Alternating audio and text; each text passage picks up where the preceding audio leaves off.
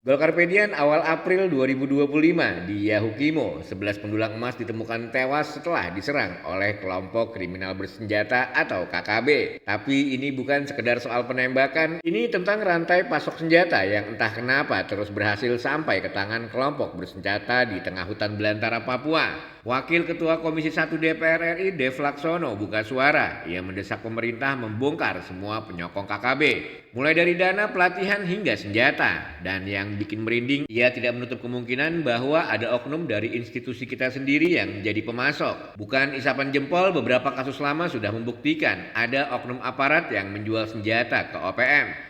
Jalur laut dari Ambon masuk ke Papua, senjata asal Filipina Selatan masuk lewat Papua Nugini. Ini bukan teori konspirasi, ini hasil investigasi lapangan dari laporan resmi. Dev menyebut pentingnya penelusuran lintas batas, karena ini bukan lagi konflik lokal. Sudah ada jaringan internasional yang menyuplai dana dan senjata. Aliran uang dari luar negeri disalurkan ke separatis, lalu diubah jadi peluru yang menembus warga sipil seperti di Yahukimo. Menko Polhukam Budi Gunawan mengutuk keras pembantaian ini. Katanya pelakunya adalah kelompok bersenjata yang tidak bisa dinegosiasikan. Tapi tiba-tiba muncul narasi tandingan. Katanya korban tewas adalah agen intelijen TNI yang menyamar. Ini langsung dibantah Kemenhan sebagai propaganda murahan untuk menyudutkan negara. Kita sedang menghadapi dua perang, satu di lapangan, satu lagi di dunia digital. Di hutan ada senjata api, di medsos ada disinformasi, dua-duanya mematikan. Pertanyaannya sekarang, siapa yang diuntungkan dari konflik yang tak kunjung usai? Siapa yang menikmati kekacauan di tanah Papua yang kaya emas dan sumber daya tapi rakyatnya terus menderita? Dev bilang konflik Papua mungkin tidak bisa diselesaikan total, tapi itu bukan alasan untuk diam. Harus ada audit besar-besaran jalur senjata, harus ada reformasi intelijen, dan yang terpenting harus ada keberanian mengakui mungkin musuh terbesar kita ada di dalam rumah kita sendiri. Golkarpedian, kalau kalian setuju Papua harus diselamatkan dari konflik berkepanjangan, klik like, share, dan tulis pendapat kalian di kolom komentar. Karena kalau kita diam, pembantaian berikutnya tinggal menunggu waktu.